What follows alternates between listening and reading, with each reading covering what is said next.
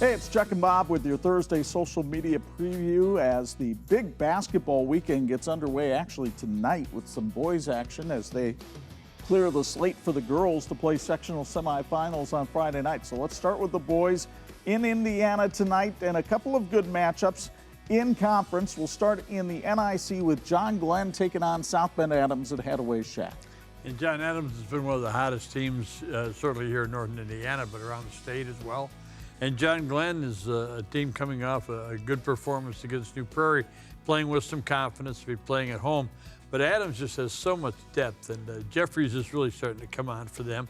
And they had good depth, they had good speed, they got a good basketball team. It's going to be a tough one for John Glenn. You saw Glenn and Rob Porter, who had that big game last week on TV 46, but as we take a look at Adams, Bob mentioned Sidney Jeffries, but I still think that this young man, Braden Saxton, could be the big difference maker in this game. He gives them a presence inside that Glenn is going to have to compete with, and then the speed of somebody like Fuentes Columbus will give Glenn fits too. Yeah, and I think Coach Johnson has really done a good job.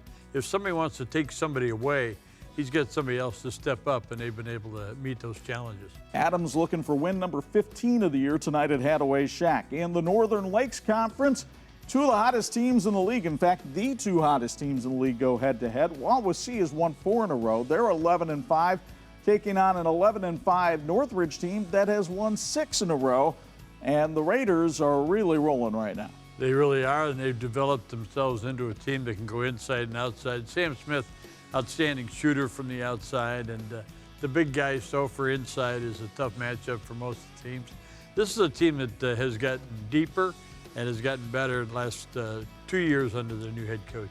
But I'll tell you what, John Everingham has his Wawasee team playing very well right now. Austin Miller comes into this game tonight, averaging 16 points a game. But can Wawasee defend that three-headed monster you just talked about of Stoltzfus, Smith, and Stauffer, the 3 S's for Northridge? Well, I think one of the things that really excites me is that Wawasee is back on the map a little bit. They have had some down years in the boys and girls basketball. And it's good to see John Everingham, who's been a real worker, a guy that's stuck with what he believes in. It's good to see him having success. So up in Michigan, they'll play their boys game on Friday night, and the Cass County rivalry renews as Edwardsburg goes to Dowagiac. Eddie's lost Tuesday night to Schoolcraft to fall to 9-5 on the year. But Dowagiac, man, they've been playing really well after a sluggish start. They've won 7 in a row, and they're still in contention for the Wolverine Conference title. Right, and they played Edwardsburg not that long ago and got by pretty easily.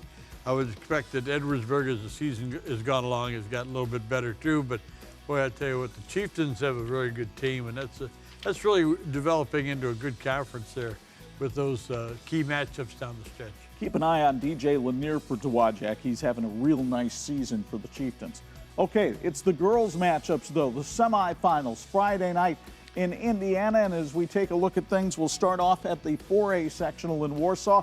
A rematch of a dandy game from a week ago between Warsaw and Elkhart Central. Tigers won that one on a half-court shot by Kenzie Ryman in double overtime to beat the Blazers 63-61. Lots of good scores on both sides of the ball here. That's going to be a good deal if you buy a ticket to that game. You're going to get to see a really good one. It's hard to believe that we're this far along in the tournament already. As we speak, there's probably 100 teams that have been eliminated around the state already.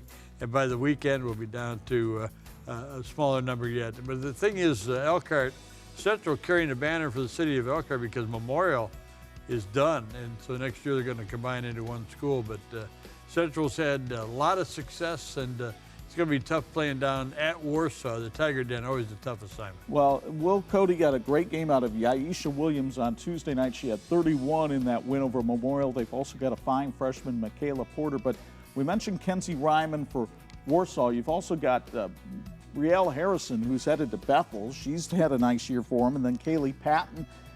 That's a formidable troika for the Blazers to defend. It'll be interesting to see how that game unfolds. Also in 4A on Friday night, Riley with their outstanding player Jasmine Watts, 1,000-point scorer, taking on LaPorte.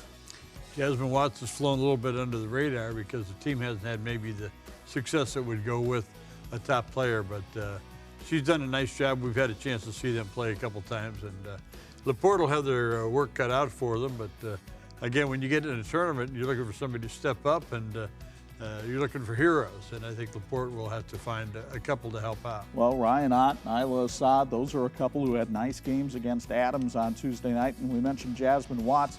She's the IBCA, the Indiana Basketball Coaches Association District 1 Player of the Week. Had 43 in their win over Memorial, 27 in the win over Clay. You mentioned the success of Riley. A winning record at Riley under Santana Granderson for the girls program for the first time since 2005. She's done a nice job there. Right, and she was very similar to Jasmine in that she was a leading scorer. She and Crystal Norman played together at Riley, had a lot of success. She went down to Xavier, played for Kevin McGuff. She's back in town trying to give back to the program, and with the success they've had this year, it looks like they're moving in the right direction. Before we saw the Knox boys play in January, we had a chance to watch the Knox girls play, and they'll be taking on Hanover Central in Class 3A. Hanover Central comes in with a record of 15-8, but that pales in comparison to what Neil Minix and the Redskins have done this year. Yeah, I mean, to have a 2 in front of your win total is pretty impressive, and this is a good girl team at Knox, and that they're physical. They get up and down the floor. They're not afraid to throw the long pass. And it's a team that has pretty good balance. They understand the fundamentals of the game, and they play extremely well. So I would think that they would be certainly the favorite in that game. Remy Jordan and Felicity Olenizak headline a Knox attack that's been very balanced, has put a lot of points on the board. They'll have to keep their eyes on Amanda Schreiber of Hanover Central, a young lady that averages about 15 a game. But still, I agree with you. I would look for the Redskins to romp in that one. And we will also be spending some time in 3A. We've got a sectional semifinal Friday night on TV 46 between the old rivals, Marion and St. Joe. They played a dandy game in early January that went overtime.